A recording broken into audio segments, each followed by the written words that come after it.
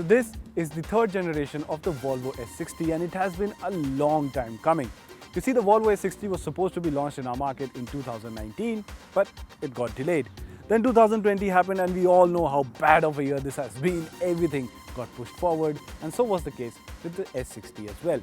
Now though, Volvo says that the bookings for the new S60 will take place in January 2021 and the launch will take place after that. Nevertheless, before any of that happens, we have the car with us, we've spent some time driving it, and now it's time to talk about our experience of the new Volvo S60.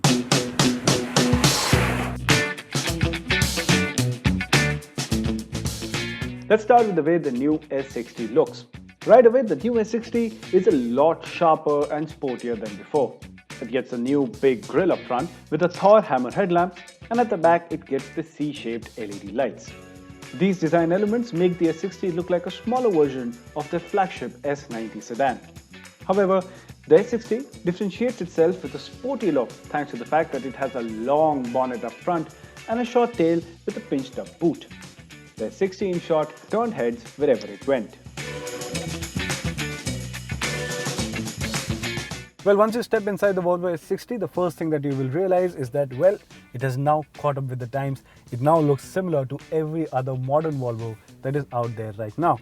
As a result, what you get are these vertically slat AC vents and this portrait-style touchscreen infotainment system, which is actually really nice to use. You have almost all the features that you can control from here, but also you can do that from the steering mounted controls. The entire setup is really intuitive and easy to use. Behind the steering, you have a completely digital instrument cluster, which is really nice to look at. It's not as comprehensive as the systems that you see in BMWs or Audis, but it gets the job done. It looks really nice. Other than that, what's really impressive is that the build quality of the cabin is top notch. The quality of materials used all around is really nice. There's no hard plastics anywhere. You've got leather wrapped steering wheel, leather wrapped gear knob, and I also really like this wood inlay in the cabin that really ups the premium quotient. Speaking of the premium quotient, you have these really nice feeling knobs which have really satisfying feel to itself and really nice work that has been done in these glossy panels. Other than that, you also get a wireless charging pad. You have lots of compartment spaces all around the cabin. The visibility is really nice. So all in all, it's a nice place to be in, even if you're here at the driver's seat.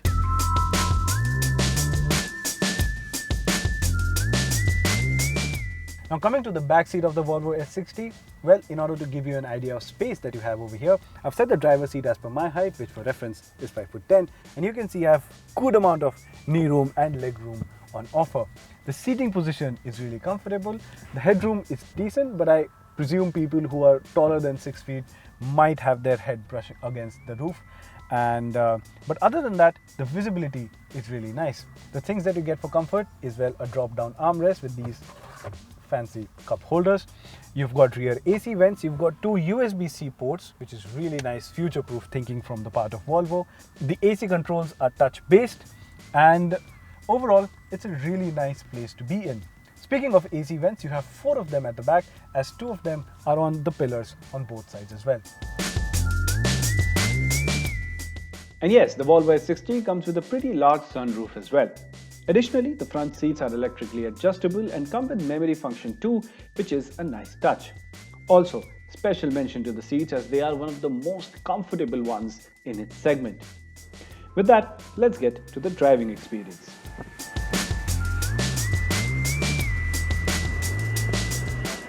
Now, since the Volvo S60 only comes in one variant, which is the T4 variant, there is only one drivetrain option that you can have. Powering this car is this inline 4-cylinder 2-liter petrol engine that makes 190 horsepower and 300 Newton meters of torque. Volvo has paired this engine with an 8-speed automatic transmission, and this, along with the engine, can be adjusted with different driving modes. In the sportiest setting, the drivetrain is pretty responsive and the gearbox understands which gear it should be in most of the time. The S60 now gets a new chassis which is meant to be sportier than before. Internationally, this exact setup gets way more powerful engine options, so it's no surprise that the T4 variant that we get pretty much takes everything with a smile that you can challenge it with.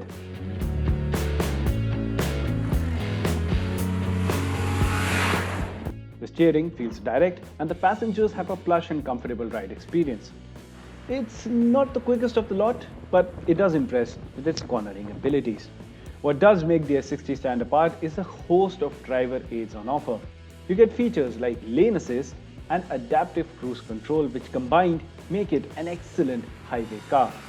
And of course, how can you not talk about safety when you talk about a Volvo? This gets the maximum safety rating that you can get in almost every condition. And honestly, this might be all the incentive you need to buy this car. Well, now it's time to sum up my experience with the Volvo S60, and well, if you haven't guessed it yet, I absolutely love this car. And one of the reasons for that is because it doesn't scream or shout that, hey, look at me, but rather it's calm, composed, it's subtle, yet it's sporty and elegant, and because of that, it really does stand out of the crowd. Now, the reasons why you want to take a look at this car is first, impressive build quality, safety, and a lot of safety tech that you have on board. The car is also very comfortable to be in, and above all, if you're in a Volvo, you have the comfort, confidence and peace of mind.